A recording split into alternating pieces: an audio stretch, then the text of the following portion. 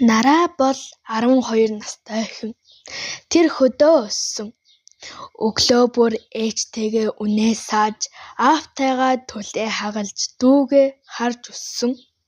Түүний мөрөөдөл бол эмч болох. Гэхдээ сургууль нь хол, ном дэвтэр нь хуучин. Заримдаа хичээлдээ явалгүй дүүгээ харах өдөр ч олон. Нэг өдөр багш нь асуув: "Хэн эмч болохыг хүсдэг вэ?" Нараа гараа өргөлөө. Зарим хүүхдүүд инээмсэглэж, зарим нь шоолж харав. Тэр орой гэртээ ирээд нулимсаа нууж, номоо уншсаар норьсон. Харин бодит байдал хатуу байлаа. Аав нь өвдөж, ээж нь хот руу ажиллахаар явсан. Нараа сургууль завлаж эхлэв. Гэхдээ тэр хизээч мөрөөдлөө орхиогүй.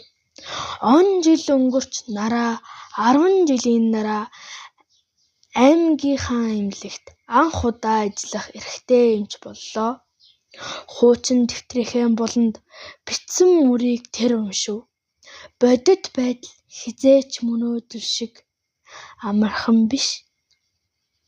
Гэхдээ түүнийг давах ухаан бол мөрөөдлөө марталгүй хичээх явдал юм гэж бичсэн байлаа.